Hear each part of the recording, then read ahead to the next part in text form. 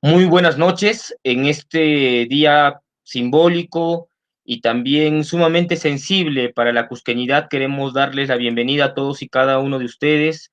Hemos presenciado la proyección de la película Tupac Amaru, dada a conocer en 1984 por el cineasta cusqueño Federico García Hurtado.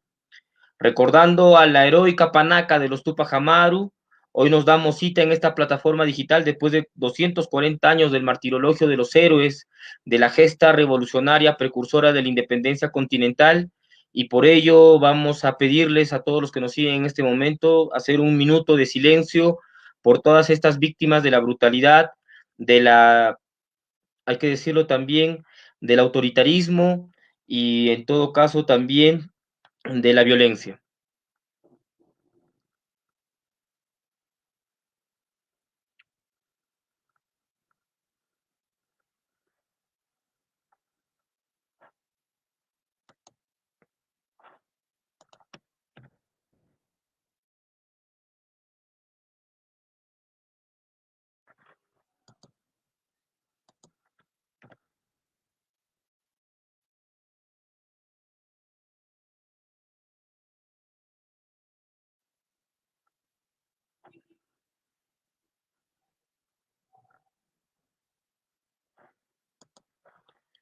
Con este minuto de silencio, queremos honrar la memoria de todas las víctimas de este martirologio hace 240 años, un hecho suscitado acá en la ciudad del Cusco y por ello es sumamente importante y sensible para nosotros darlo a conocer en este día también de manera informativa para que las nuevas generaciones sepan quiénes fueron los Tupac Amaru.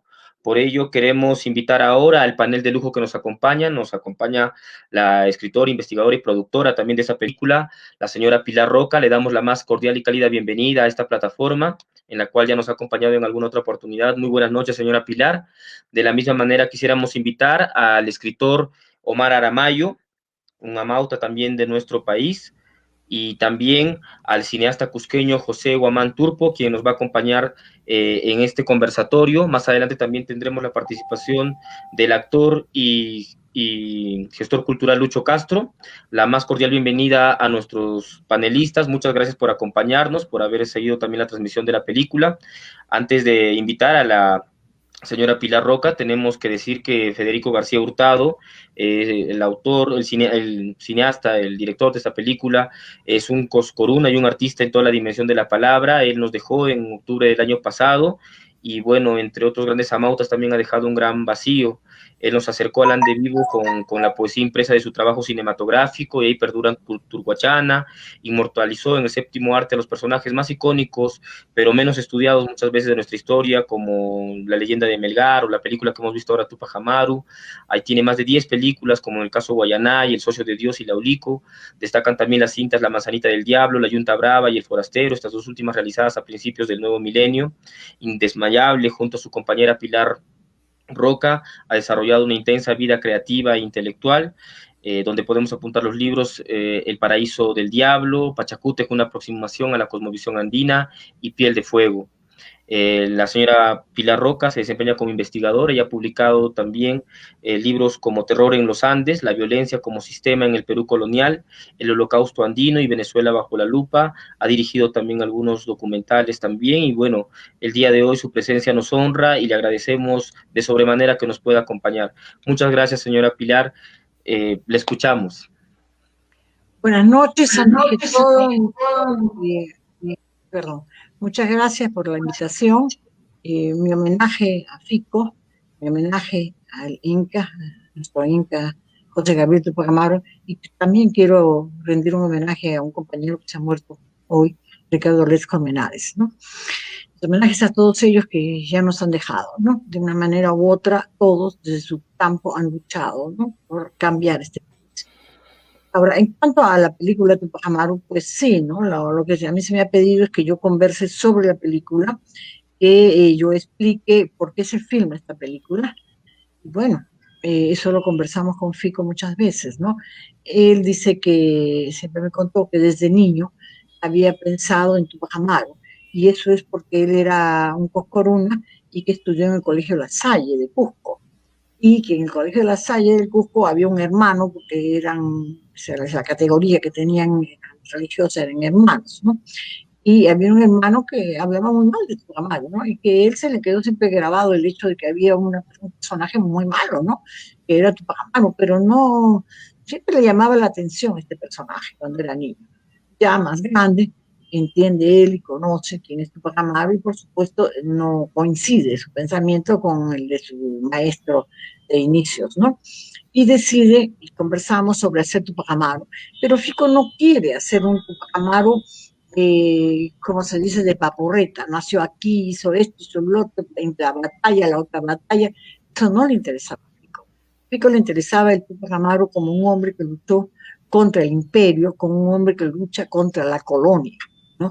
Entonces era un anti-imperial y anticolonista y quería liberar al país, y el país era el país grande, no era solamente Perú, era un territorio grande que comprendía los virreinatos de del Río de la Plata, los virreinatos de Nueva Granada, entonces lo que quería, y la Capitanía General de Chile también, entonces él lo que quería era volver a un imperio, ¿no?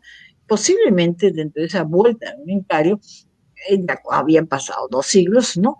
Del genocidio español, entonces es posible que con algunos cambios, pero él quería volver sin Cayo. Fico estaba plenamente de acuerdo con eso y decía que había que plantearse en términos de cosmovisión andina, que para entender a Tupac Amaru había que plantear los principios básicos de la cosmovisión andina y no entender a Tupac Amaru desde los principios occidentales.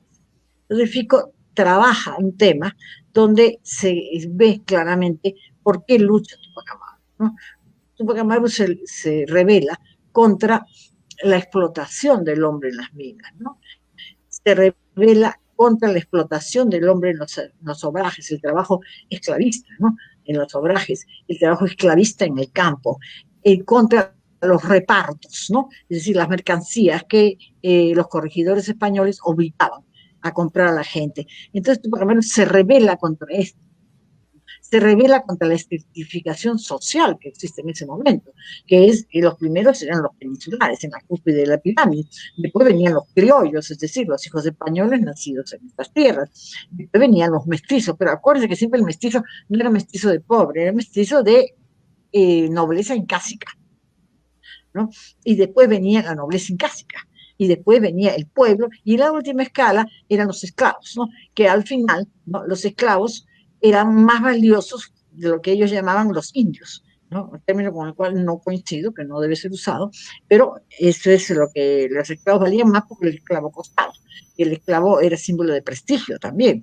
Entonces, esto es lo que Fico intenta denunciar en la película, el afán independentista de Tupac Amaru, y contrapone con la sentencia de Tupac Amaru, ¿no? La sentencia de Tupac Amaru, donde se nos prohíbe una serie de manifestaciones de tipo cultural, ¿no? Entre ellas todas las manifestaciones artísticas, porque, ojo, siempre se trata de confundir o se confunde mucha gente con cultura con arte. No, el arte es parte de la cultura, pero la cultura es más allá que el arte. Entonces, Fico por eso pone la sentencia de Tupac Amaru, ¿no? Porque ahí es que se nos va prohibiendo todo, todo, el idioma, el quechua se prohíbe, se persigue a los quechohablantes, se prohíbe nuestra música, nuestro canto, nuestro baile, nuestras pinturas, nuestras artes plásticas, nuestras artes dramáticas, se prohíbe inclusive hasta los títulos, ¿no? Incásicos de nobleza, todo se va prohibiendo. Y eso que los títulos incásicos de nobleza en ese momento y a partir del virrey Toledo, ¿no? Eran dados por los españoles y los españoles tenían condiciones y condicionaban para dar a reconocerte como un cacique que tenías que rendir culto al rey de España, someterte a la autoridad del rey de España y ser evangelizado, o sea, profesar la fe cristiana, ¿no? Si no, no podías, ¿no? Entonces, Pico trata en la película mostrar eso. Y dentro de su creatividad, le parece que es el juicio. Entonces, él, a partir del juicio de Tupac Amaru, ¿no? Es que él va narrando la situación de época del país en ese momento, del virreinato del Perú en ese momento, la etapa de Lima, ¿no? Cómo se relaciona, cómo lee los comentarios reales que están prohibidos en ese momento, y libros prohibidos, ¿no?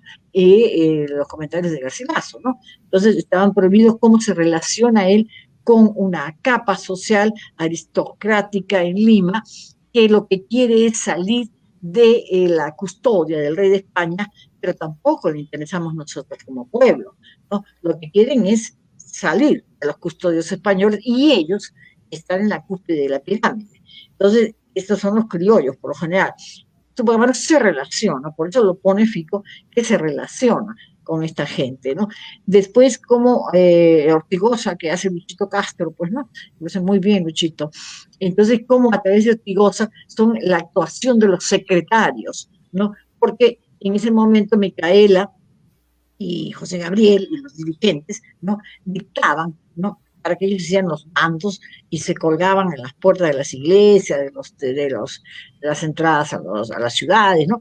Y entonces la actitud de los secretarios, porque de los 10 secretarios que tuvo doña Micaela, todos fueron traidores, ¿no? Todos traicionaron. Entonces, Fico va a partir de eso y va narrando la historia de Tupac Amaru y va narrando cómo el negro Britas lo captura y cómo le tira el lazo, cómo el asilo de Dios no, como para Tamboazo, que era anterior a Tupac Amaru, pero coincidieron en el tiempo, así que me imagino que de Bernardo Tamboazo, el cacique de Pixac, también debió estar en esta confabulación con José Gabriel.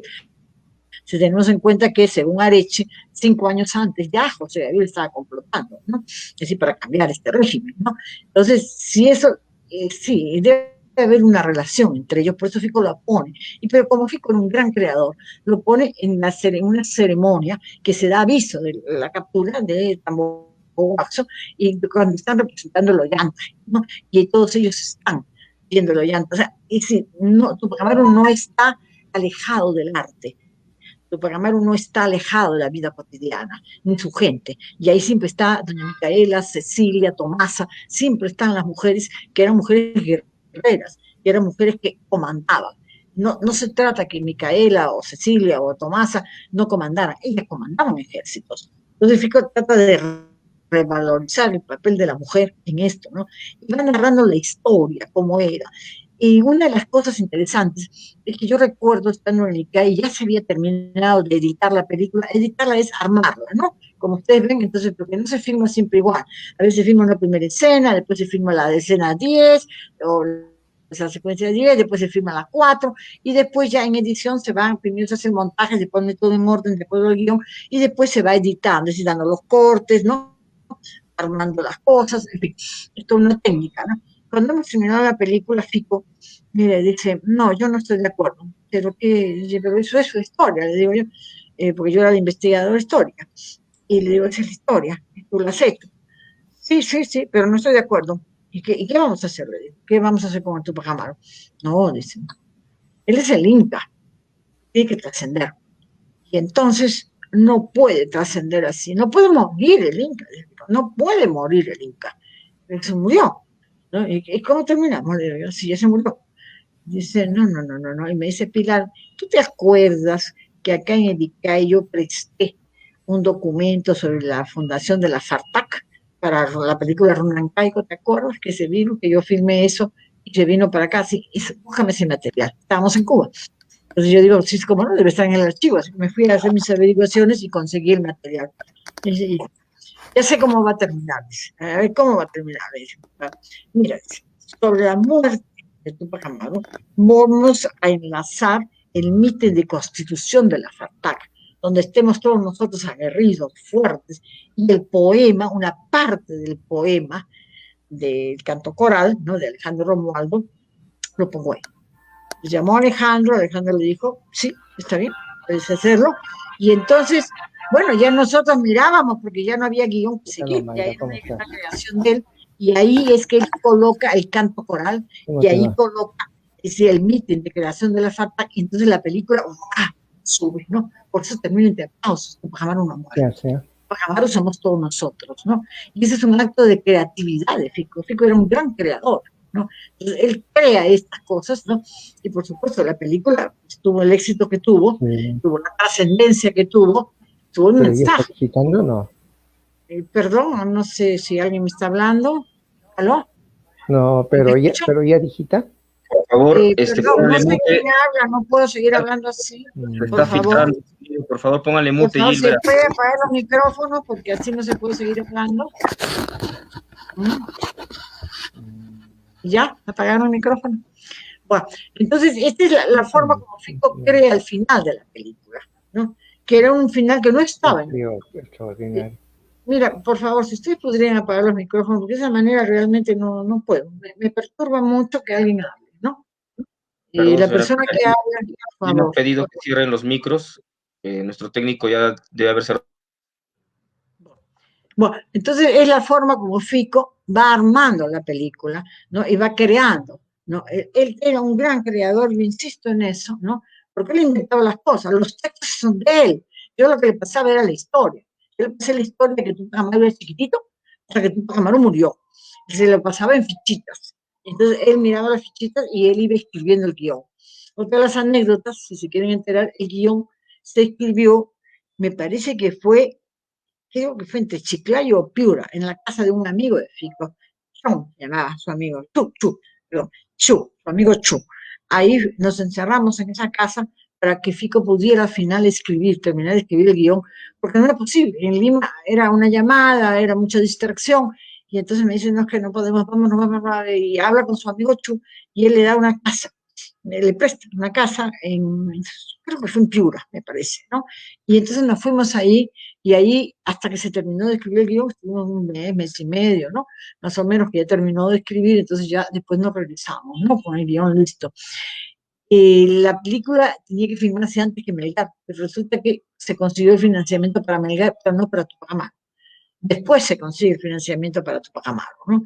Y la película fue revisada por 20 historiadores de la Combreta, o sea, de los historiadores que tenían que ver con la Comisión del Bicentenario. Y nuestro asesor principal fue, yo tengo honra y muy contenta, una suerte tuve, que trabajó conmigo como asesor, Carlos Daniel Valcárcel, ¿no? También ha conversado mucho con Atilio Sibirichi, ¿no? Y sí, con varios, Juan José Vega, con varios yo conversaba mucho sobre ellos, ¿no? Porque para ver si estábamos bien dentro de la historia, ¿no? Porque siempre hay una ficción cinematográfica, así como hay la ficción literaria, hay una ficción cinematográfica, pero siempre tratábamos de estar más dentro de lo que era la historia, ¿no? Ahora, si Tupac Amaru dijo así exacto, no lo dijo, quizás se inventó un pico. Él dio sentido a las palabras, ¿no? Y pues ahí las ponía, ¿no? Se supone que entraba a fiestas, ¿no? Ya el escritor Omar Aramayo, con la gran novela que ha hecho, ya les explicará, ¿no? Como él también es otro creador muy grande, un talentosísimo poeta, realmente extraordinario, ¿no?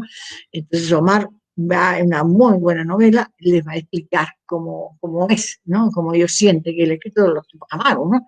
Una novela muy interesante, muy buena, ¿no? También pueden leer a Escorza, que también tiene cosas extraordinarias sobre Tupac Amaru. Los artistas también están con Tupac Amaru, ¿no?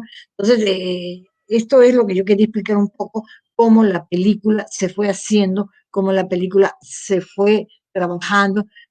Problemas económicos miles, como siempre. Nosotros no teníamos, como tienen ahora, plata del Estado. Y lamentablemente, sí lo quiero decir, sobre todo para los pequeños, para que quede bien en claro, ¿no? Esta película la presenta un nieto de Fico, a través de su padre, o sea, del hijo de Fico, ¿no? Para que se preserve, ¿no? Y la señora Erika Chávez, a esa le pagaron solo 2.500 para evitar la preservación de la película Tucumán, ¿no? Entonces hay una confabulación. No, a Fico, como él dijo un día, al Estado solo le debo cárceles y persecuciones. No le debo otra cosa al Estado peruano. A mí nunca me dieron un solo, a mí me siguieron y a mí me metieron preso. Fico fue preso al Lurigancho. Siempre decía, yo he sido preso por cineasta, ¿eh? Yo fui preso por hacer películas, ¿no? Sí, él vivía perseguido, 2 años de persecución en un lado, 2 años. Eso era, hacía una película y era, la vida de Fico era una vida llena de persecuciones, ¿no? Llena de amenazas de cárceles, ¿no? Y bien, así era la vida que él tenía, pero él seguía, era trejo en sus cosas y intentó siempre ir más allá. Y lo último que él me dijo a mí, que yo lo explico, es que para él Tupac Amaru es un legado histórico, ¿no? Que quiere hacer al pueblo peruano. Intentamos que el Congreso de la República la declarara obra de interés nacional, pero esos congresistas, lamentablemente pequeños, ¿no? Dijeron al Ministerio de Cultura que hiciera una película sobre Tupac Amaru, un documental. Fue la opinión ¿no? Y otra de las opiniones, cuando dijimos que teníamos que hacer la Panata Tupac Amaru en Cusco, ¿no? Y que teníamos todo planificado para eso y para hablar con los cusqueños, para ver cómo lo hacíamos, ¿no? El Congreso de la República no entendió nada y dijo que el rey de España, un cusqueño también, que el rey de España reconociera los títulos de Fernando Tupac Amaru. Ergo, el señor cree que estamos todavía en la colonia o que somos vasallos del rey de España, ¿no? Que nos tienen que reconocer un título. No, lamentablemente son así. Lamentablemente, esta gente que ha luchado contra Tupac Amaru también es cusqueña, ¿no? También, es decir, porque son pro España. Lamentablemente ellos son pro España, pro Occidente, ¿no? El Fico, como él decía, yo soy un coscorón, a orgullo. Y eso es lo que él se dijo siempre, era su Cusco, ¿no? Él amó Cusco, por eso siempre, en sus películas algo tenía siempre que ver el Cusco. En casi todas sus películas estaban metidos en el Cusco. Él siempre se las ingeniaba para poner algo en el Cusco, ¿no? Porque él amaba su Cusco, ¿no? Amaba su vida, por eso sus cenizas han acabado en el río en el Vilcamayo o el Vilcanota, desde un puente, que ahí las pusimos con los hijos, ¿no? Las echamos al río para que se las llevara el río, y de las alturas de Taray también echamos otro grupo de sus cenizas para que se fuera libre, como el viento, como él era, que él se decía, yo soy Salcamaigua, y que eso era viento salvaje, ¿no? Yo soy el viento. Entonces, y mi arma son mis películas, ¿no? Entonces, ese es Fico, esa es la película. Yo los voy a tener que dejar porque tengo otro Zoom. Ahora tengo que irme a otro sitio.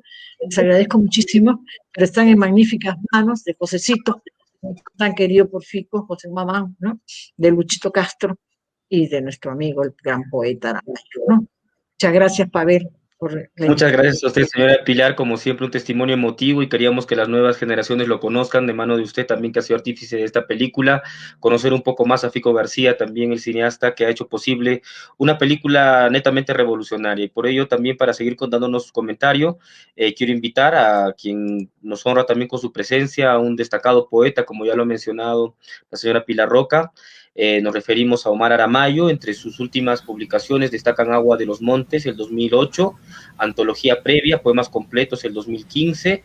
Recomendamos particularmente su poesía, no solamente por su brazo telúrico, sino también por la intimidad de sus reflexiones, por la visión también del país que tiene. Entre su investigación podemos destacar Humareda, biografía e interpretación de la obra de un pintor, el 2017, Un demonio feliz en útero de la Pachamama, Churata, en un ensayo publicado en 2016, y bueno, la novela que le ha dado también otra vez una amplia llegada a los lectores, la novela histórica Los Tupac Amaru, 1572-1825. Estimado Omar, muchas gracias por acompañarnos en esta noche, gracias por reunirte con otros tupajamaristas también en este día tan sensible para todos nosotros. Bienvenido, te escuchamos. Encantado, Pavel. En realidad es un día de trascendencia universal, porque Tupac Amaru trae al mundo como un aporte nacional el concepto de libertad, ¿no? Porque antes de Tupac Amaru no existía esta idea de una forma tan esclarecida. Claro, en 1774 se había realizado ya la independencia americana como acción de los masones, básicamente, y que se inscribe en lo que se llama los Papers de Virginia, donde aparece este concepto, pero que en el mundo aún es difuso.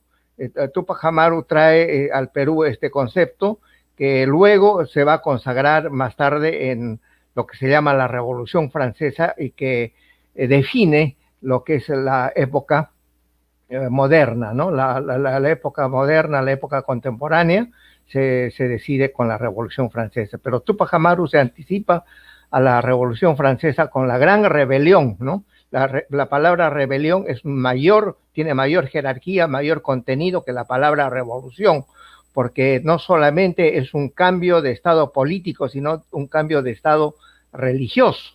Y eso es lo que hizo Tupac Amaru, ¿no? Aportar al mundo el concepto de libertad. Eso es importante. Y lo otro que a nivel latinoamericano, a nivel nacional, va a transformar, va a trastornar el sistema, el status quo que España había impuesto en el Perú, y que decide y define y socava los cimientos de esta sociedad para que 40 años más tarde, con San Martín y luego Bolívar, se pueda realizar la independencia americana.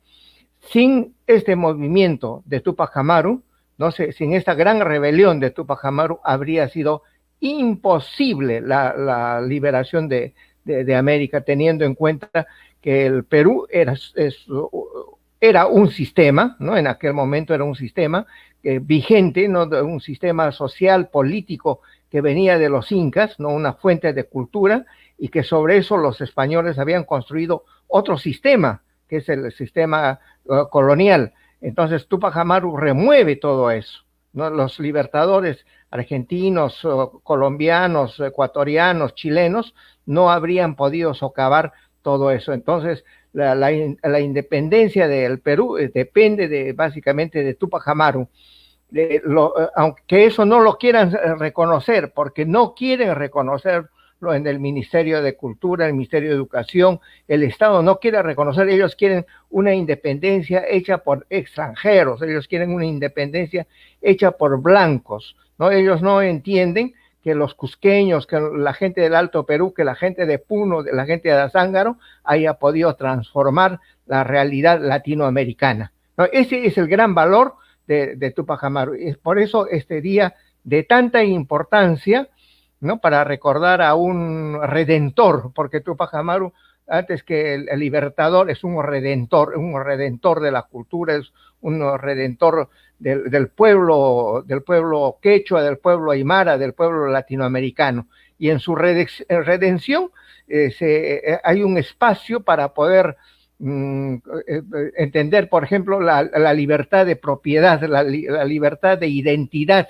la libertad del negro, la libertad, un conjunto de libertades que los abogados, que los teóricos de la ley todavía no han podido estudiar, analizar, ¿no? Así como no han podido y no se ha estudiado todavía la trascendencia tremenda, la trascendencia terrible que tuvo años después el dictamen del visitador Areche, ¿no? Donde no solamente dictamina para el 18 de mayo de hace 240 años la ejecución de Túpac Amaru, de su familia y de sus colaboradores más importantes, sino que Areche va en profundidad y trata de liquidar, su intención es liquidar todo acto cultural, social, político, que sea reminiscencia del imperio incaico o de las culturas prehispánicas.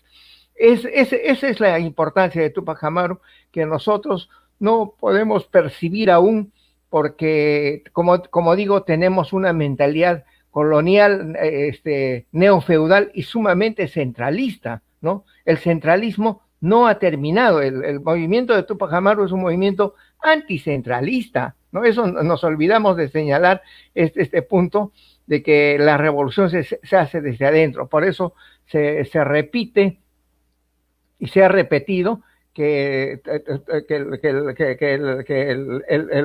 Túpac Amaru básicamente tiene una fundación del Estado nacional, y que si hubiese triunfado la cultura peruana, el pueblo peruano, ¿no? Tendría otro rostro, ¿no?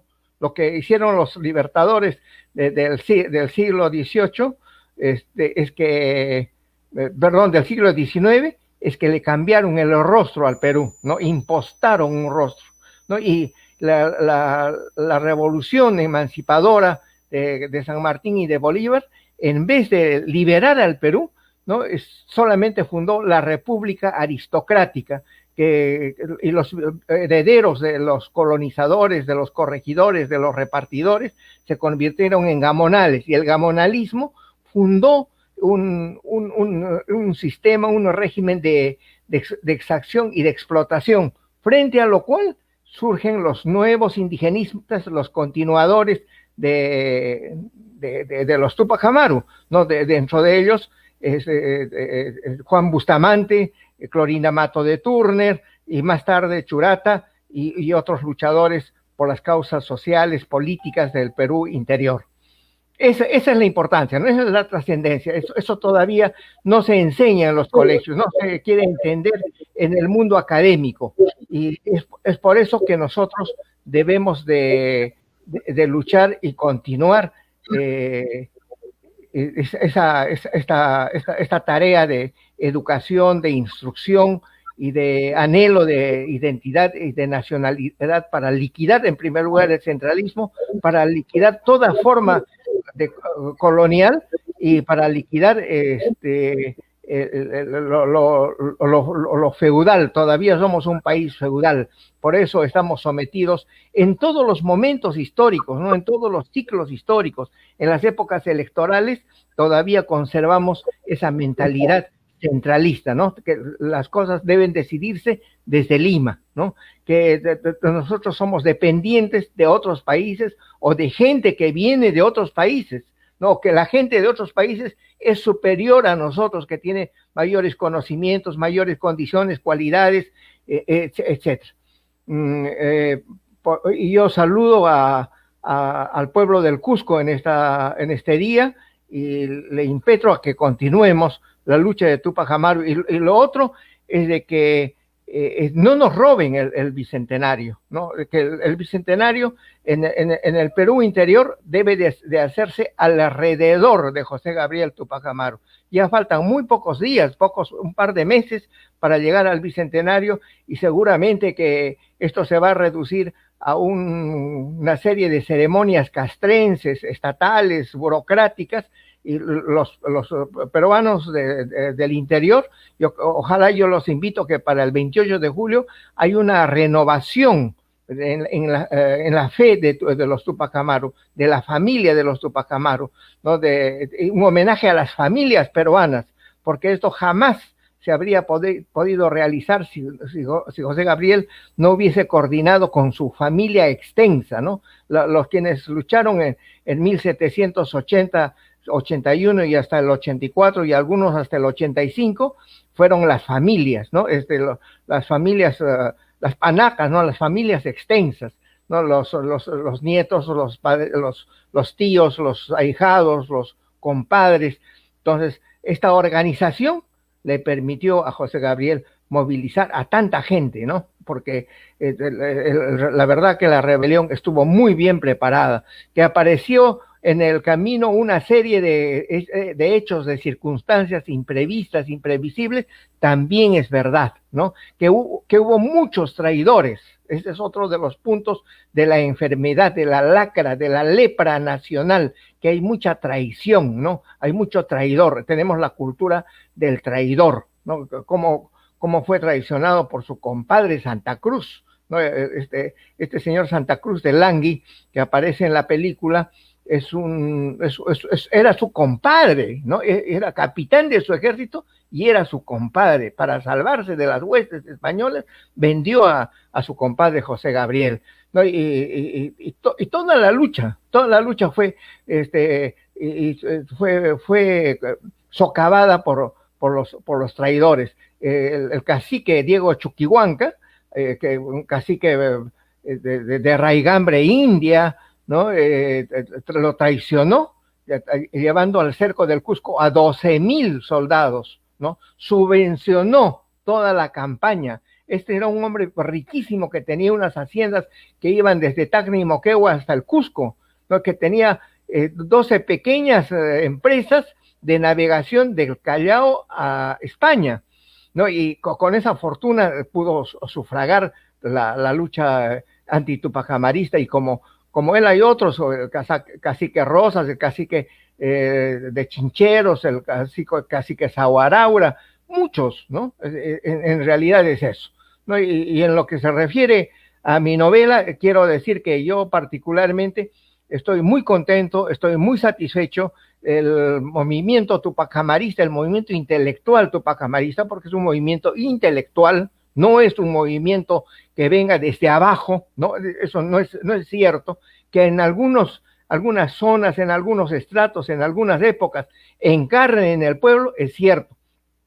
Pero esto viene esto tiene un oleaje que tiene tres partes, ¿no? La primera parte que viene con los grandes historiadores, ¿no? Que a partir de este polaco-argentino Boleslao Lewin, que es autor de 3 libros, con Jorge Cornejo Buroncle, que es un arequipeño que vivió muchos años en el Cusco y más considerado como cusqueño, ¿no? Juan José Vega, ¿no? Y otros historiadores de esa época, ¿no?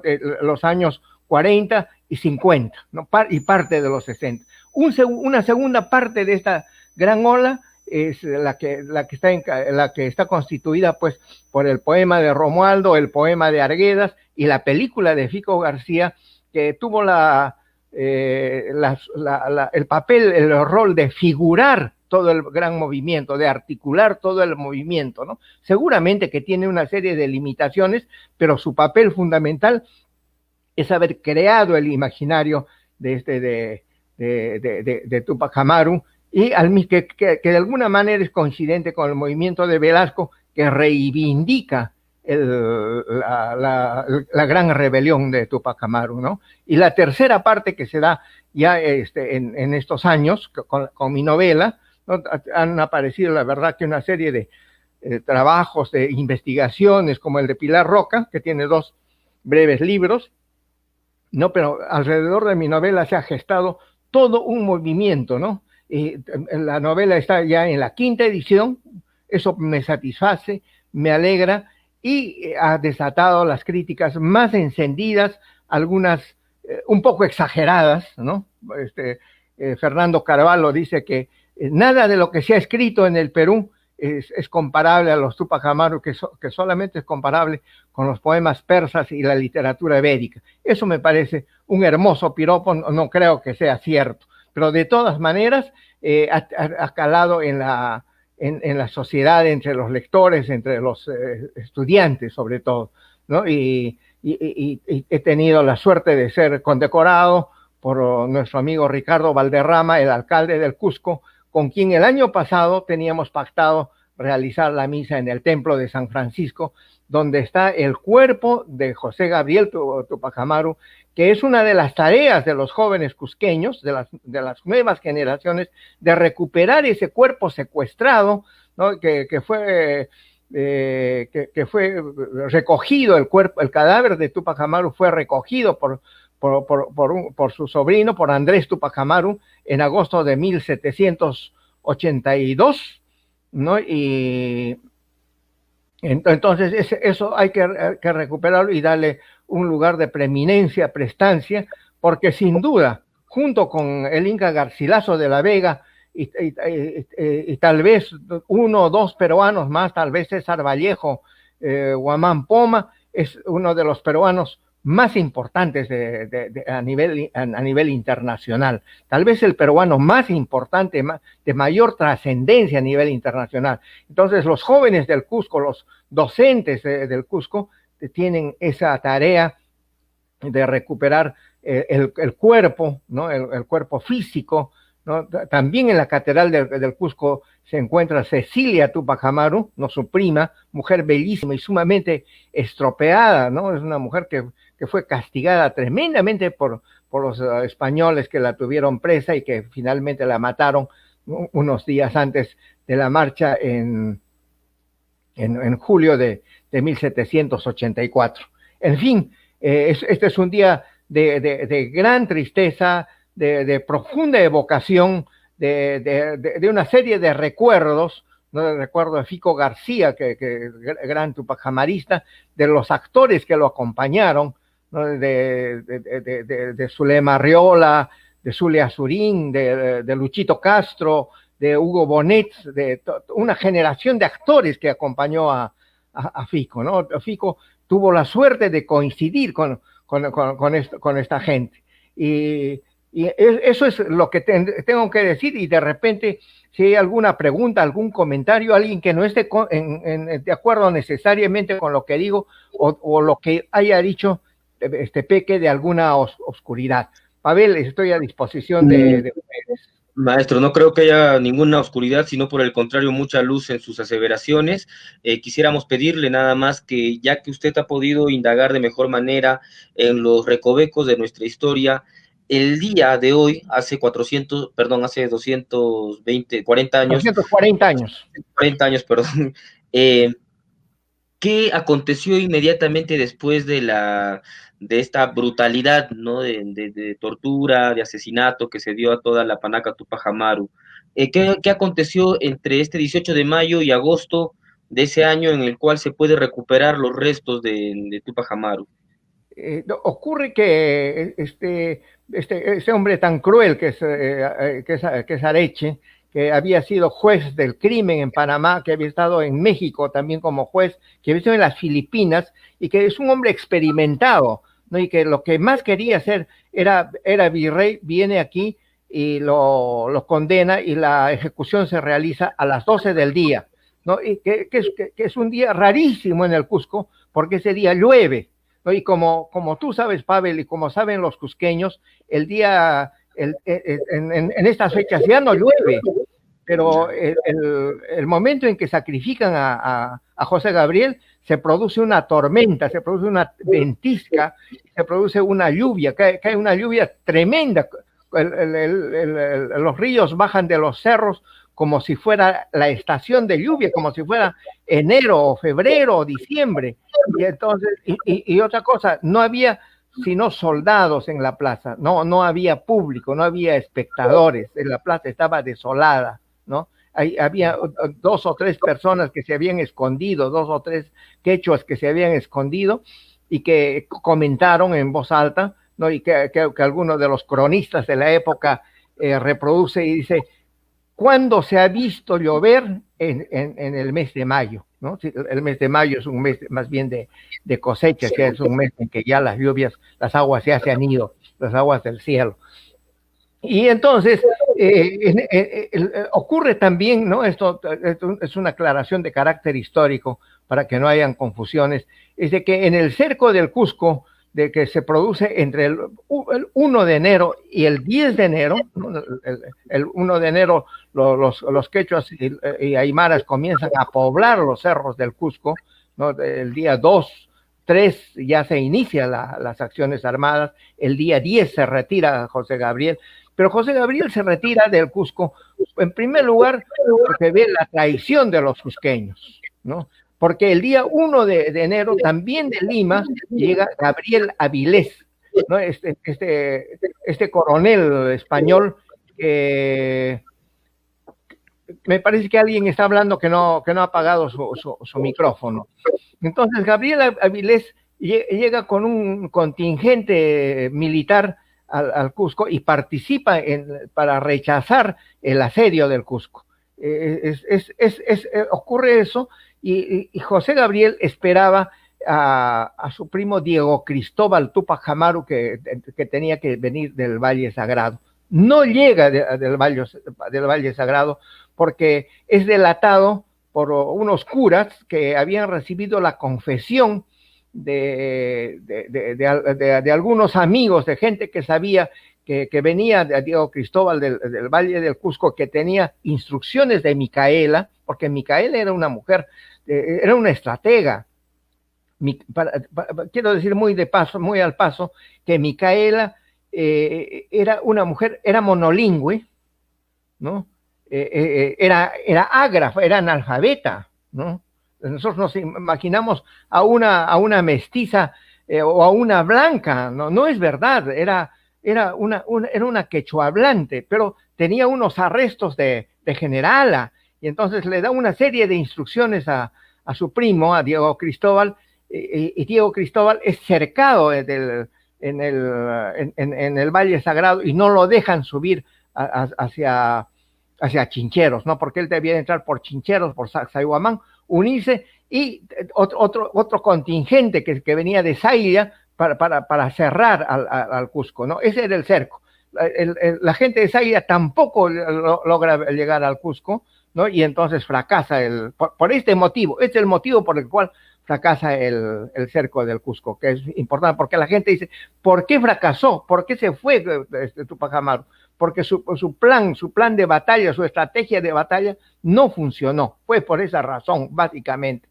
Y entonces, cuando se produce ya el 18 de mayo el sacrificio del Inca y su familia, ¿no? Que había sido capturado el 5 o 6 de abril, ¿no? Tiene a Diego Cristóbal, que recién se libera del cerco de los españoles, del cerco que había sufrido los españoles en el Valle Sagrado, y entonces ya se integra a José Gabriel, ¿no? Diego Cristóbal lucha con José Gabriel en Pucacasa, ¿no?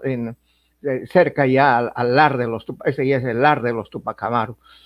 Y cuando lo capturan a José Gabriel, Diego Cristóbal intenta recuperarlo en la zona de Urcos, ¿no? Hay una serie de encuentros, de escaramuzas, ¿no? Para liberar al Inca. No logra, y Diego Cristóbal se retira hacia Zángaro, que es donde logra centralizar a todas las personas, a todos los soldados, lleva a su familia a Zángaro, a su familia extensa, y desde ahí coordina, ¿no? con las tropas de Puno y con las tropas del Alto de la Paz. Desde ahí dirige a Túpac Katari, ¿no? Muchos piensan que Túpac Katari es un líder autónomo en el Alto Perú. No fue un líder autónomo, luchó bajo las ordenanzas de Diego Cristóbal Túpac Amaru, que no tenía la sofisticación de Túpac Amaru. Túpac Amaru era jesuita, era masón, era un hombre sofisticado, hablaba varios idiomas, ¿no? Diego Cristóbal no tenía 42 años como José Gabriel, que era un hombre maduro, que había visto el mundo, conocía Lima, ¿no? Diego Cristóbal no tenía ninguna de esas sofisticaciones, no era un intelectual, era un guerrero, ¿no? Él sí era un arriero, él había sido arriero, él había sido mulero, él conocía los caminos, y desde esa formación forma un gran ejército, ¿no? Limpia a los españoles, destruye a ese ejército de 17,000 hombres, comandado por el general José del Valle, ¿no? Y hasta que se viene el pacto de Sicuani en enero de 1783, ¿no? El infame pacto de Sicuani, porque la matanza es tal que tanto los españoles como los nuestros, los peruanos, ¿no? La gente nacional, dicen alto, esta sangre debe de parar, ¿no? Desaparecieron una serie de pueblos que van entre Arequipa y Potosí, ¿no? Algunos se recuperaron, algunos no. Uno se recuperó, lo repoblaron, pero algunos nunca más ya volvieron a tener existencia en la geografía de esta zona. Y Diego Cristóbal es quien maneja todo eso y que hace durar la rebelión hasta que se viene el pacto de Sicuani, que dura más o menos unos 4 o 5 meses, ¿no? Que es traicionado, ¿no? Por los españoles. Los españoles ven que han disuelto su ejército, y en ese momento creen que son vulnerables, los atacan, los toman y se produce lo que se llama la Gran Caravana de la Muerte. Los juntan, los traen aquí a Lima, los embarcan en 2 navíos que van a España, y en España estas familias van de cárcel en cárcel, ¿no? El único sobreviviente es Juan Bautista Túpac Amaru, que es medio hermano de José Gabriel, que llega a la cárcel de Ceuta, ¿no? En el África, ¿no? Llega a la Argentina en 1822, ¿no? Vive en la Argentina unos cuantos años y muere en 1827. Por eso la novela se llama 1782,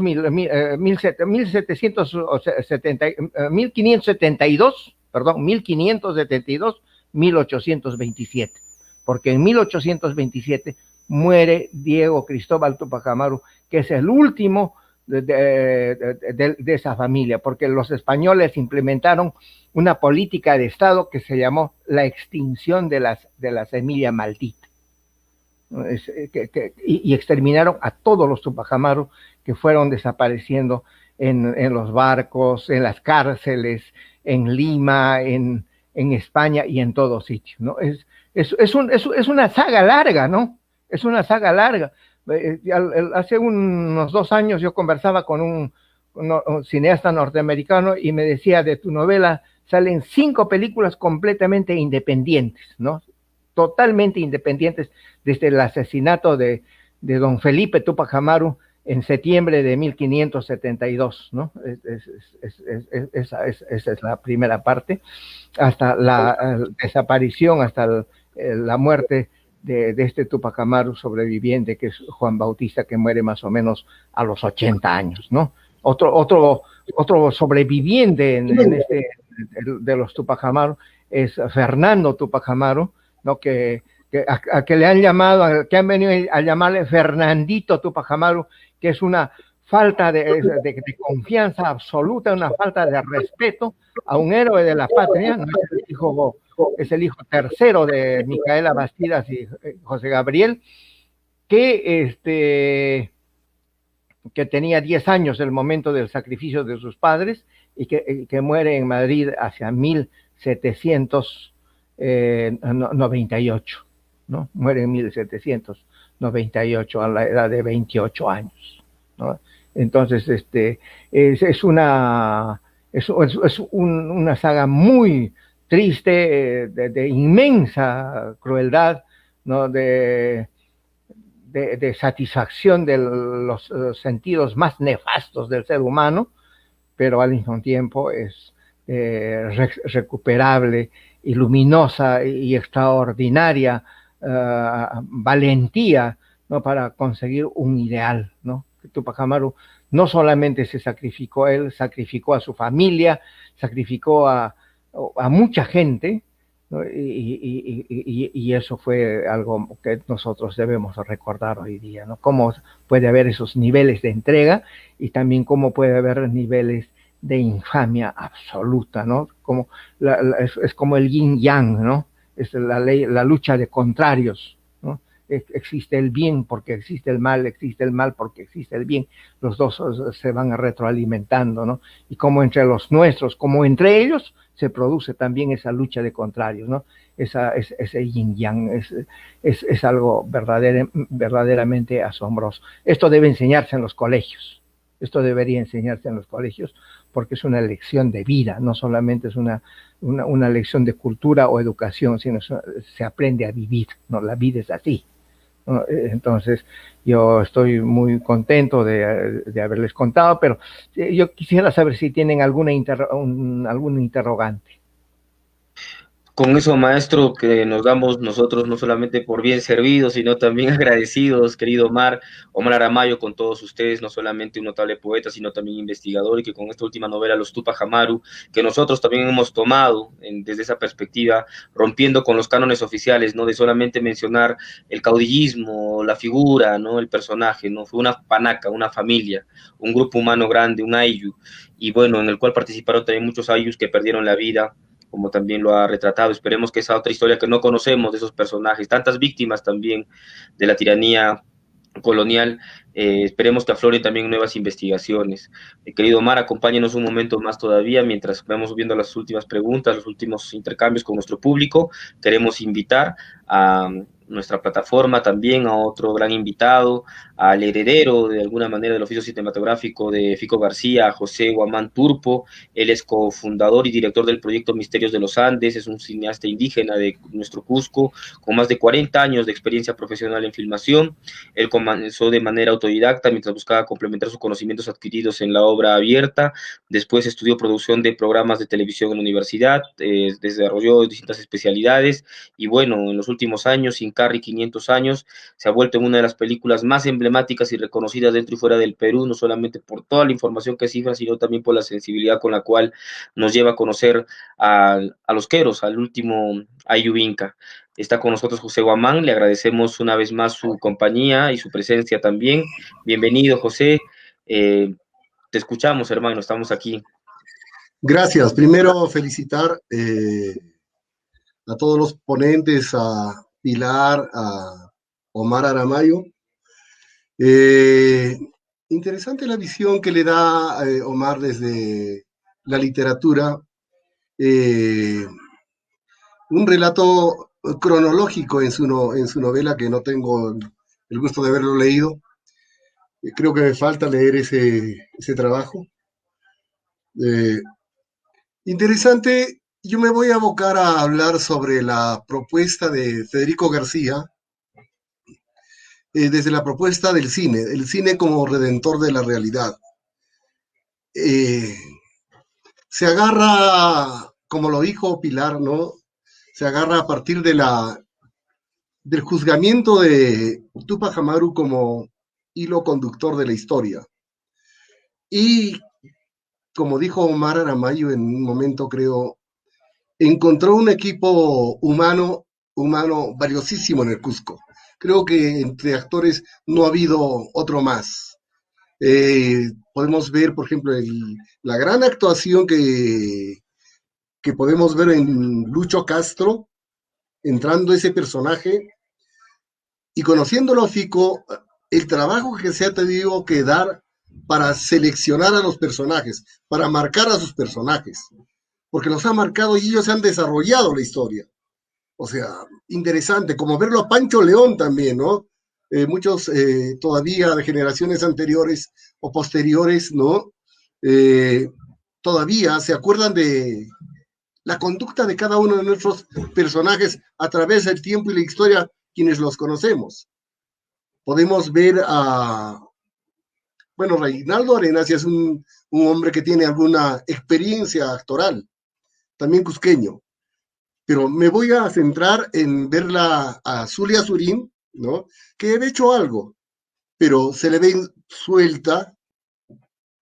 Después podemos ver a Guido Guevara, ¿no? Eh, Personificando a Mateo Pumacagua. Y quienes conocemos a Guido Guevara saben que tuvo un performance personal y profesional desde esos tiempos, visibilizado, y fue un equipo de actores. Está Numitor Hidalgo, ¿no? Está Hugo Bonet, ¿no? Encarnando a un personaje, justamente al traidor Santa Cruz, al compadre de Tupac Amaru. Entonces, podemos ver a muchos personajes cusqueños, un equipo creo que sólido, sólido. No se ha dado ese momento y no sé cuándo se volverá a dar esto, ¿no? Pero vemos que los actores locales, ¿no? Aparte de los profesionales que tienen oficio, han dado de sí, porque estaba dentro de ellos. Y el ejercicio que han tenido que tener para plasmar a sus personajes, ¿no? Y vuelvo a decir, eh, el registro, con lo elemental que se puede hacer en esa época, sin en el Perú, y es más, en el interior del Cusco no sabemos que tenemos unos enconos con los cineastas limeños hace bastante, no desde ahora, desde siempre. Entonces, pero para esa época, o sea, hacerlo en 35 milímetros, con una cámara, porque se ve plenamente que es una cámara, ¿no? Bueno, hay buenos técnicos. Estoy viendo que está en sus inicios Alejandro Higa, por ejemplo, un buen asistente de cámara y después director de fotografía. Vemos que hay una voluntad enorme de tangibilizar la propuesta de el líder más grande que tenemos, como es Tupac Amaru, quien empieza a devolvernos dignidad. Por eso me refiero al cine como redentor de la realidad, ¿no? No es una película fácil, primero para contar. Está tocando el tema de Tupac Amaru. Es una película histórica. Puede haber tenido pequeños elipsis, pero para nosotros está bien planteado. Por lo menos se ha podido hacer otras cosas más de repente, pero como dice el poeta Omar Aramayo, sí, pues, lo de Tupac Amaru hay que hacer una serie donde todos los involucrados estén, ¿no? Por ejemplo, hay una señora de Castro, la mamá de Diego Cristóbal, ¿no? Y no se le toca a Diego Cristóbal tampoco. O sea, hay para trabajar bastante sobre el tema, para poder cerrar esas heridas que nos han dejado abiertas, porque está latente, está presente y está vigente. Y esa película, y así como toda la literatura, ¿no?, que se genera por investigaciones propias, debería de ser sociabilizado en los colegios para evitar esto que nos lleva siempre a un estado de dominación como hasta ahora, ¿no? Donde tengamos que estar peleándonos todos los peruanos aparentemente frente al centralismo limeño. O sea, no hemos roto eso todavía. Creo que estamos a punto de hacerlo. Pero si queremos valorarnos como seres humanos, valorar de qué estamos hechos y cómo hemos hecho esta construcción de sociedad, estos trabajos tienen que ser sociabilizados y no escondidos. Por ejemplo, yo dentro de mis pesquisas sé que el Banco de la Nación que está en la Avenida del Sol, ¿no?, esa era la casa de Tupac Amaru. Fue la casa que fue echada vertida con sal, ¿no? Porque eso era lo que habían dictaminado los íberos en estas tierras. Entonces, hay mucho que hacer y mucho que hablar sobre el tema. Y creo que sí, la generación de comunicadores y cineastas que hay en el Cusco que están emprendiendo el camino de narrar nuestras historias propias partiendo de nuestra realidad, yo creo que tenemos mucha tarea para seguir visibilizando, materializando nuestros pensares de esto dentro de nuestro razonamiento andino. Nuestra racionalidad es otra. O sea, nosotros nos podemos entender, sabemos el valor que tienen los elementos que están alrededor nuestro. Pero si vamos a hablar con otras personas, ya perdieron la memoria. Y bueno, nuestra tarea es recuperar esa memoria, que no se pierda. Eso sería todo, apreciado Pavel. Lo que iba a decir ya lo dijo Pilar, ¿no? Y bueno, a seguir construyendo cultura, pueblo y sociedad. Muchas gracias, José. Te agradecemos por esas puntualidades dentro de un vasto mundo que es la cinematografía. Y yo quisiera preguntarte a ti también dentro de tu trabajo, ¿tú has notado que existe un respaldo hacia esa memoria que se trata de retratar, ya sea en el cine, en el documental? ¿Tenemos algún lugar donde se pueda acudir a esa memoria? ¿Hay algo de lo cual, por ejemplo, lo que ha denunciado, tú sabes, la señora Pilar Roca es grave, ¿no? Que sean propios cusqueños los que le den la espalda a la difusión de estos trabajos que terminan siendo referenciales, no solamente para el Cusco, sino para el Perú? Tú que trabajas en el tema, ¿qué nos podrías decir al respecto, por favor? Es de una necesidad vital que haya un espacio, un lugar de nuestra memoria. No se ha hecho, no hay la intención, creo yo, no lo hay, ¿no? No se entienden toda la producción intelectual, ya sea en literatura o en cine o en el audiovisual, debería haber un centro, un archivo. No sé si la municipalidad lo tiene contemplado en la nueva casa en la refaccionada Casa de la Cultura, ¿no? O, bueno, pedir al Ministerio de Cultura ya es mucho, creo, ¿no? Están en otros andares. No, tenemos una carencia. Y yo creo que finalmente la sociedad civil no vamos a tener que esperar a las instancias públicas.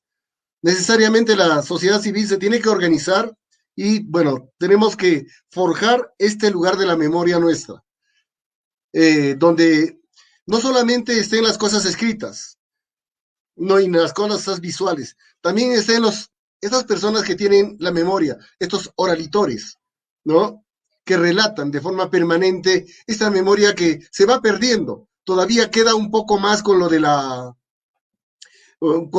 pandemia, ha quedado algo, todavía de estas memorias vivas. Yo creo que hay un espacio que hay que diseñar y generar, pero partiendo de la sociedad civil. Olvidémonos de que eso tiene un costo económico. A nosotros lo que nos interesa es que el costo sea en beneficio de nuestra sociedad, que nuestros jóvenes, nuestros niños, ¿no? Y toda persona encuentre un lugar donde acercar a nuestra memoria, acercar a nuestra racionalidad, porque, vuelvo a decir, no se respeta lo que no se conoce, y nosotros tenemos que ser capaces y válidos en nuestro tiempo de forjar esa instancia, ¿no? Porque sabemos cuando va desde la iniciativa privada, va a ser valorada y respetada. Si va desde las iniciativas de los gobiernos de turno, ya sabemos cómo se maneja, los conocemos, sabemos cómo se articulan de acuerdo a los intereses y de acuerdo al inquilino y al marchante de turno. Y todavía pues tenemos el síndrome colonial, ¿no? Sí, o sea, quien entra para servir al pueblo, no hay que pedirle pleitesía, ¿no? Para que pueda cumplir lo que por ley y por mandato debe hacerlo. Se ha olvidado que ese que está en la función pública es un empleado, ¿no? Está al servicio. Le hemos dado la confianza, pero estamos equivocados y todavía creo que seguimos con el síndrome colonial. Y quienes protestamos contra este sistema, ¿no? Imperante, ya sabes, pues, o sea, estamos señalados o perseguidos pensando que nos están haciendo daño, pero no, nos están haciendo un favor, porque nosotros no vamos a dar nuestro brazo a torcer. Disculpa, creo por haberme salido del tema, pero sí, hay necesidad de que haya un centro de la memoria. Ese archivo donde esté la memoria audiovisual, literario, no, al margen del oficialismo. Lo que generan trabajos como Pilar, trabajos como otros científicos sociales en el Cusco, también esos trabajos que se andan haciendo dentro de las provincias del Cusco, a nivel nacional o internacional. Todos esos aportes nos van a ayudar y van a ayudar a las futuras generaciones a construir y empoderarlos para seguir adelante. Solo eso, mi apreciado Pavel. Muchas gracias, José, muchas gracias. En ningún momento te has ido a otro lado, sino creo que va en una misma reflexión. Todo esto que se va rememorando no puede ser solamente letra muerta o anécdota histórico, sino tiene que ser carne viva también en el Perú del siglo XXI, para las nuevas generaciones, para los nuevos desafíos de nuestro Perú. Y aquí yo solamente para despedirlos a ustedes quisiera pedirles su apreciación muy breve sobre dos hechos que están surgiendo últimamente con todo este movimiento tupajamarista, como también lo ha retratado el maestro Omar Aramayo. Se ha propuesto, y esto parte también de todo un grupo que trabaja con la señora Pilar Roca, la repatriación de los restos de Fernando Tupac Amaru.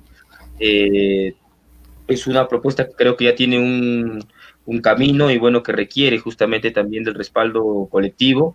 Y lo otro es de hacer en el Cusco un mausoleo, ¿no? Que no solamente sea un espacio, sino también se dice un lugar para los Tupac Amaru, los restos, para ¿cómo es ese rescate también de los restos físicos de la Panaca Tupac Amaru? ¿Qué opinan de estas dos propuestas? Vamos a comenzar con Omar Aramayo para saber su opinión también y para ir nutriendo el debate y haciendo también propuestas, ¿no? Que es lo que también se busca de estas actividades que realizamos. Lo escuchamos, Omar. Encantado, Pavel, me parece muy interesante. Cualquier cosa que abone, cualquier actitud, hecho, idea que abone para reavivar la memoria de los Tupac Amaru. La sugerencia, la propuesta, el proyecto de Pilar me parece magnífico y debería de hacerse, ¿no? Y debiera de hacerse más este tipo de actividades que tú vienes realizando, porque hay que entrar al espíritu, al alma, a la mente de los muchachos, de los jóvenes. Algo debemos dejar, y eso lo tenemos que dejar en el espíritu colectivo, en la mente de las personas, ¿no? Y yo les invito a leer mi novela. Mi novela se vende en el Cusco, hay una librería que vende mi novela. Es una novela muy ligada a la historia, ¿no? Cosa curiosa, cosa rara, yo he puesto en mi novela una bibliografía, ¿no? Para que la gente que quiera seguir investigando, seguir estudiando, pueda buscar esos libros y que también los autores que se sientan aludidos, ¿no? Vean que se les ha citado. Entonces hay una bibliografía y creo que se necesita más la difusión de esta novela, que es el camino, el puente, la puerta para poder ingresar a este vasto mundo que que fueron las últimas décadas del siglo XVIII, ¿no? Eso es muy interesante. Hay que hacer cosas, no podemos quedarnos inmovilizados. La pandemia no puede ser un gran pretexto y sobre todo hay que movilizar a la municipalidad. La Municipalidad del Cusco tiene una serie de obligaciones. Para mí es una pena que hayamos perdido a un alcalde como Ricardo, que era un intelectual, que era un antropólogo y un amante, ¿no? Un amoroso con la literatura y con el arte. Con la muerte de Ricardo se ha frustrado muchas cosas y hay que movilizar al gobierno regional. Hay que decirle que al presidente del gobierno regional que tiene colegas que están presos porque no entendieron la cultura del Cusco y que tienen una obligación de cumplir con el Cusco porque son gobernadores no del espacio, no de Marte, no del Sahara, sino del Cusco, que es una ciudad sagrada, que es una de las capitales culturales del mundo y cuyo personaje, bueno, en el Cusco ustedes tienen dos personajes extraordinarios, ¿no? Uno es el Inca Garcilaso y el otro es Tupac Amaru. Qué lujo que tienen, ¿no? Es una meca de la cultura, así como Santiago de Chuco es una meca, es un centro, un eje espiritual, ¿no? Hay que peregrinar a Santiago de Chuco para ver a la cuna donde nació Vallejo, ¿no? Esa plaza, esas calles por donde caminó. Igualmente. Y otra cosa que yo propuse el año pasado y que creo que viene a colación es hacer una guía de las ciudades tupacamaristas, ¿no? La ciudad donde nació, los pueblos donde fue cacique, ¿no? Él fue 3 veces cacique, ¿no? Surimana, Tinta y Tungazuca, ¿no? De los pueblos por donde caminó, desde esa pampa de Pucacasa, donde se llevó a cabo la batalla, Sangarará, que fue el único triunfo bélico realmente de Tupac Amaru. ¿No? Hay que hacer un recorrido. Los estudiantes deberían hacer el recorrido tupacamarista. ¿No? Hay que hacer acuerdos con las comunidades, ¿no? Eso me parece una cosa viva de participación, ¿no? La participación de los colegiales, de los universitarios, ¿no? Para ir a estos pueblos, ¿no? Ir a Yabiri, a Lamba y a Zángaro, que es donde fue Tupac Amaru, ¿no? Y sobre todo a Zángaro, que fue la capital del estado inca, donde se entronizó Diego Cristóbal Tupac Amaru y desde donde dirigió las batallas, las acciones bélicas que duraron durante 3 años. Esa tercera idea es la que yo le pondría fuerza, ¿no? Yo he estado en esos pueblos, los conozco, son hermosísimos pueblos, ¿no? Que además de tener la memoria histórica de ser la cuna de Tupac Amaru, también son pueblos que producen cultura, que producen música, que producen artesanía, ¿no? Entonces hay que integrarlos en un circuito, ¿no? Esa es mi idea, Pavel, que yo sé que tú como el extraordinario promotor cultural que eres, ¿no? Una mente fresca, conectada con el mundo del Cusco, vas a impulsar, yo estoy seguro de eso. Tomamos la posta, maestro, como también otras referencias que nos ha dado para seguir trabajando. Querido José, sobre estas nuevas propuestas, ¿no? Para hacer, como decíamos, carne, no más allá de tu opinión, por favor. Bueno, yo creo que lo primero que tenemos que hacer es constituir la Panaca Tupac Amaru, para empezar. A partir de ese entonces podemos gestar el mausoleo de Tupac Amaru, de los Tupac Amaru, ¿no? En el Cusco. Buscar un espacio físico donde se haga justicia y estén los restos de los Tupac Amaru. Y lo tercero, bueno, hace años, hará una cosa de 15 años, hice un diseño de la ruta libertaria. Yo tengo el perfil del proyecto donde lo que sugiere el poeta Omar Aramayo está hecho un documento, ¿no? Hacer la ruta libertaria donde se pueda hacer ese recorrido, ¿no? De los espacios donde se han suscitado los hechos, ¿no? Entonces, yo creo que no hay cusqueño, o sea, no hay andino, creo que se oponga frente a esto. Hay que hacerlo por el bien de nuestra propia cultura, porque para que sigamos reflexionando sobre estas cosas, que no se repitan sobre todo, porque son unas lecciones de vida que hasta ahora no hemos llegado, no hemos logrado, ni hemos alcanzado ni siquiera una gota de sangre derramada por estos nuestros antecesores. Entonces yo me quedo, Pavel, con la congestar primero la panaca Tupac Amaru, hacer un mausoleo de todos los libertarios, ¿no? Y luego la ruta libertaria. Y que en ese lugar, espacio esté también, ¿no? El archivo de la memoria, literatura, todo lo que se ha creado hasta ahora, ¿no? Y la connotación que ha tenido a nivel de este continente.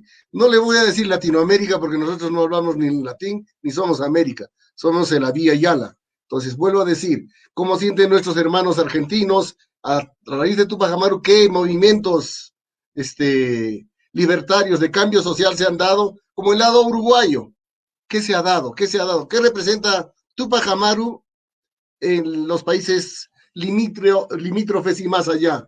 ¿No? Entonces yo creo que la connotación es tremenda y hay que trabajar y yo como siempre a las órdenes, cuando quieran, para lo que quieran, para lo que gusten, acá me tienen. Y mejor sería recuperar ese local que es la casa de Tupac Amaru, que no sé en qué condiciones fue expropiada, donde funciona el Banco del Crédito en la Avenida del Sol, que está al costado del Palacio de la zona de parqueo del Palacio de Justicia. Ese que está en la Avenida del Sol es la casa, o era la casa de Tupac Amaru, y ver en qué situación ha terminado. También sería bueno recuperar ese espacio. Solo eso, Pavel, y gracias por la Como, invitación. como otros tantos espacios que sabemos que son importantes para la memoria, no solamente cusqueña, sino también nacional. Me estaba olvidando y mil perdones, tenemos también la participación del maestro Lucho Castro. Él no ha podido estar en físico, pero sí nos ha hecho llegar un bello testimonio. Son menos de 10 minutos para cerrar antes de las 8 de la noche.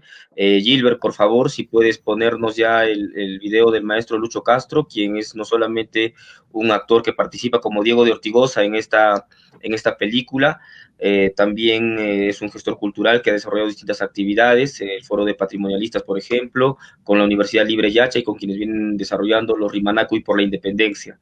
Si ya tenemos el video, Gilbert, te voy a agradecer que lo proyectes. Amigos, hablar de la película Tupac Amaru es hablar de uno de los íconos más importantes del cine nacional. No solo por su valor documental histórico, sino fundamentalmente porque es uno de los primeros y tal vez únicos documentos audiovisuales que visibilizan, que reivindican, que rescatan el mensaje libertario de Tupac Amaru y toda su familia.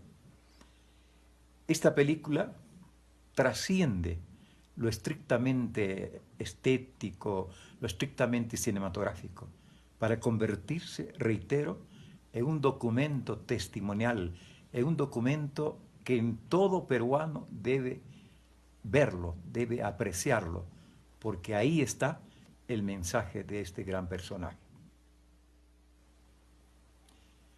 El haber tenido el privilegio de participar como actor en la realización de la película Tupac Amaru, para mí ha significado una de las experiencias más hermosas, más grandes de mi trayectoria de actor, de gente que ama el teatro. Me hubiera gustado, probablemente como a cualquier otro actor, interpretar al Tupac Amaru. Seguramente mi videotipo, mis condiciones actorales no estaban para ese personaje. Lo hizo con tanto acierto Reinaldo Arenas. Pero el personaje que a mí me asignaron fue más que suficiente para sentirme parte de ese gran conglomerado de patriotas, de gente comprometida con sus ideales, con sus sueños, que no tuvieron ningún temor en entregar su vida al servicio de esa causa.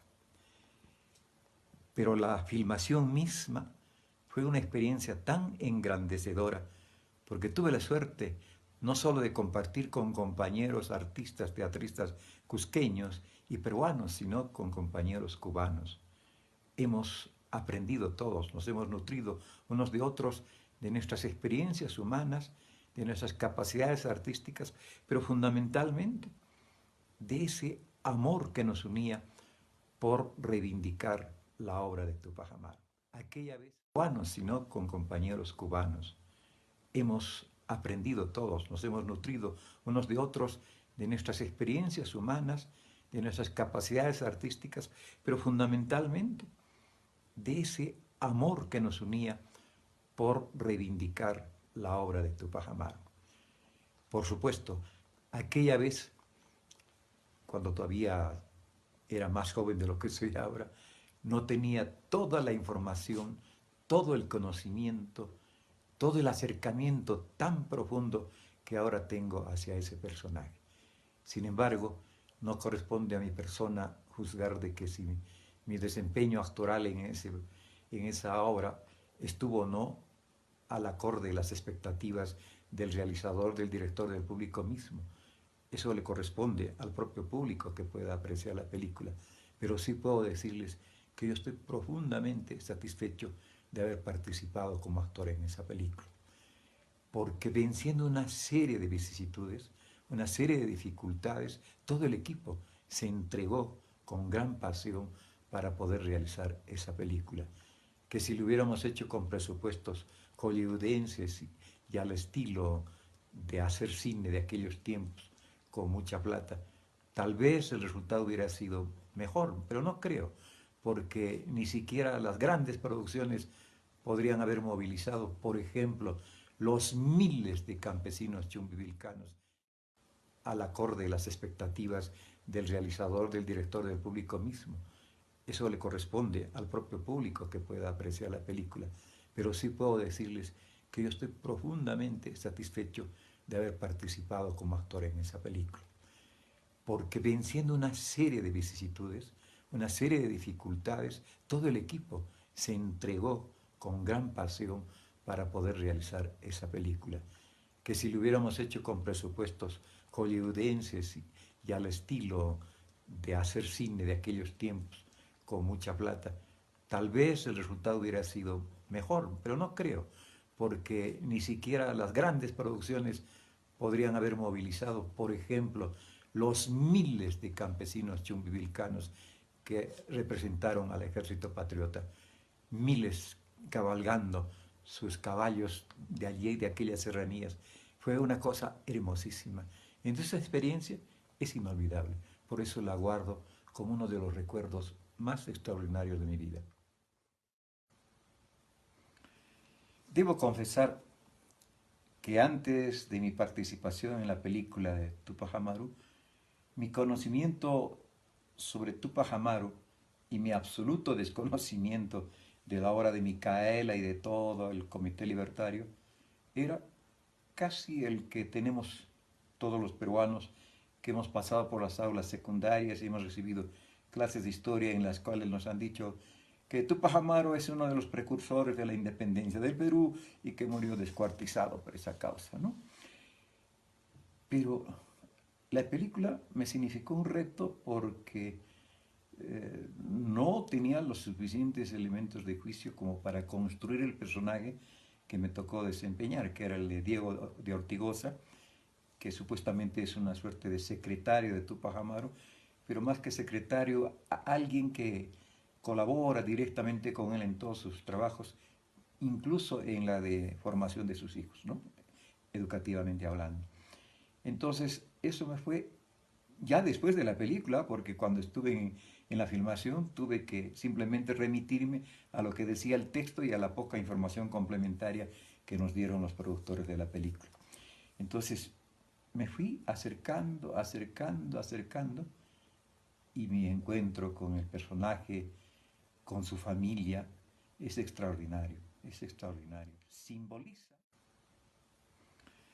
Debo confesar que antes de mi participación en la película de Tupac Amaru, mi conocimiento sobre Tupac Amaru y mi absoluto desconocimiento de la obra de Micaela y de todo el Comité Libertario era casi el que tenemos todos los peruanos que hemos pasado por las aulas secundarias y hemos recibido clases de historia en las cuales nos han dicho que Tupac Amaru es uno de los precursores de la independencia del Perú y que murió descuartizado por esa causa, ¿no? Pero la película me significó un reto porque no tenía los suficientes elementos de juicio como para construir el personaje que me tocó desempeñar, que era el de Diego de Ortigosa, que supuestamente es una suerte de secretario de Tupac Amaru, pero más que secretario, alguien que colabora directamente con él en todos sus trabajos, incluso en la de formación de sus hijos, ¿no? Educativamente hablando. Entonces, eso me fue ya después de la película, porque cuando estuve en la filmación tuve que simplemente remitirme a lo que decía el texto y a la poca información complementaria que nos dieron los productores de la película. Entonces, me fui acercando, y mi encuentro con el personaje, con su familia, es extraordinario, es extraordinario. Tupac Amaru y Micaela simbolizan, educativamente hablando. Entonces, eso me fue ya después de la película, porque cuando estuve en la filmación tuve que simplemente remitirme a lo que decía el texto y a la poca información complementaria que nos dieron los productores de la película. Entonces, me fui acercando, y mi encuentro con el personaje, con su familia, es extraordinario, es extraordinario. Tupac Amaru y Micaela simbolizan esa complementariedad plena, ese yanantin masintin entre el hombre y la mujer. Hay en quechua una sentencia muy hermosa que dice: Hojka manan y mapas, iskeimi hojka. Uno no es nada, dos es uno. Y eso es lo que eran Tupac Amaru y Micaela, al punto que toda su familia estaba nucleada en relación a sus sueños, a sus esperanzas. Aún sabiendo ellos, ¿no?, en su condición de videntes, porque también lo era, sabían lo que les iba a ocurrir, que iban a una muerte segura, pero aún así apostaron, porque tenían que iniciar el proceso de liberación del territorio del Extahuantinsuyo. Entonces, los valores que inspiraron a esta familia son los de la esencia de la cosmogonía andina, de los valores andinos.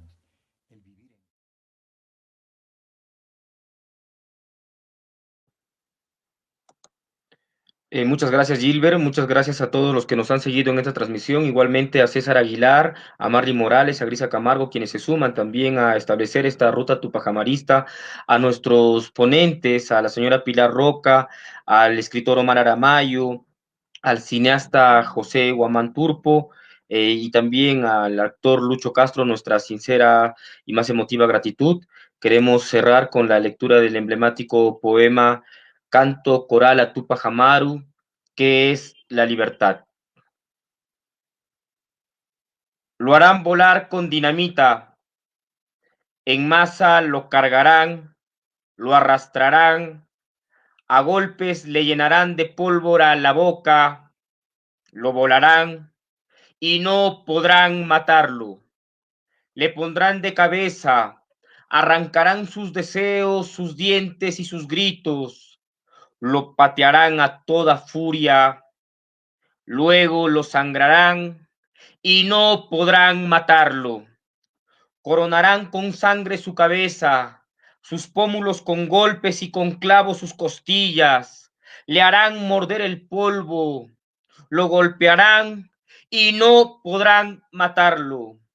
Le sacarán los sueños y los ojos, querrán descuartizarlo grito a grito, lo escupirán y a golpe de matanza lo clavarán y no podrán matarlo.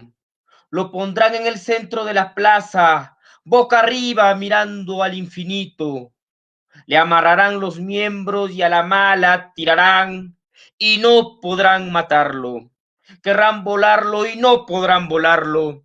Querrán romperlo y no podrán romperlo. Querrán matarlo y no podrán matarlo. Querrán descuartizarlo, triturarlo, mancharlo, pisotearlo, desalmarlo. Querrán volarlo y no podrán volarlo. Querrán romperlo y no podrán romperlo. Querrán matarlo y no podrán matarlo. Al tercer día de los sufrimientos, cuando se crea todo consumado, gritando libertad sobre la tierra, ha de volver y no podrán matarlo. Muchas gracias por haber seguido esta transmisión en el 240 aniversario del martirologio de los Tupac Amaru. Buenas noches, hasta la siguiente transmisión.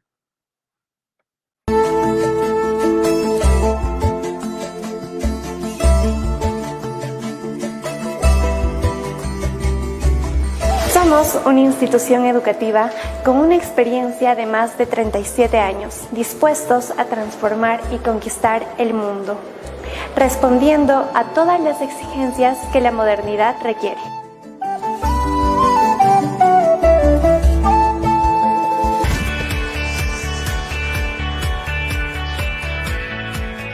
Somos lo que soñamos, lo que despertamos, lo que creemos, lo que hacemos y proyectamos.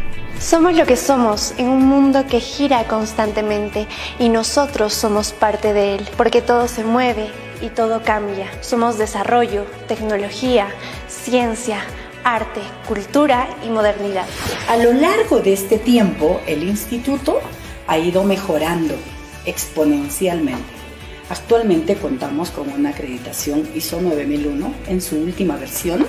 También contamos con la acreditación de todas sus carreras profesionales y finalmente, para sellar con broche de oro, somos hasta el momento el único instituto licenciado en la región Cusco.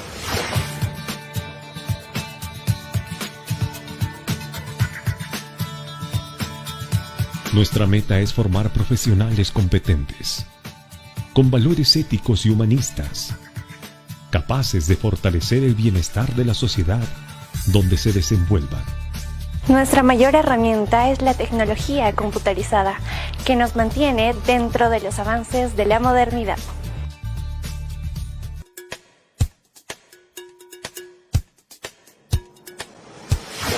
Hemos constituido una institución educativa sólida, gracias al soporte humano, que a través de estos 37 años nos han ayudado a crecer en valores, a vivir en armonía con el medio ambiente, a manifestar, a mantener la filosofía del buen vivir y así preparar mujeres y varones capaces de construir su futuro. Para ello, hemos formado un grato ambiente de estudios, con profesores de alto nivel académico, utilizando la tecnología más avanzada. Los preparamos para planificar los proyectos más importantes con toda la logística necesaria. Además, nuestros alumnos juegan un papel protagónico en nuestra historia educativa. Miles de jóvenes ya ocupan cargos importantes a nivel regional y nacional.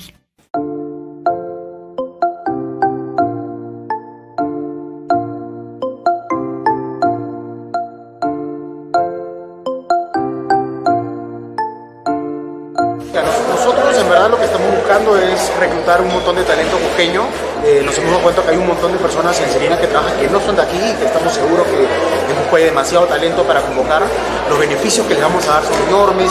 Celina es una empresa global, tenemos 50 y tantos hoteles abiertos alrededor del mundo. Si tú trabajas bien en Cusco, te puedes ir a cualquier parte del mundo, a Colombia, Argentina, Estados Unidos, Portugal, Grecia. Tenemos Celinas alrededor del mundo. En verdad, todos van a ser súper bienvenidos, a todos los vamos a escuchar, a todos los vamos a recibir con los brazos abiertos para que traten con nosotros.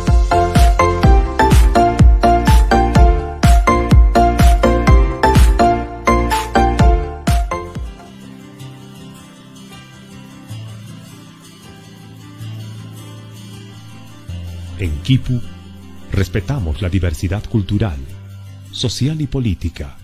Promovemos el respeto y la tolerancia. La diversidad se enriquece en ideas y conceptos. Una región, un país. No dejes que nadie sueñe por ti. Sé tú mismo, porque cambias tú, cambia el mundo. Somos Quipu, y hoy más que nunca, con más historias que contar.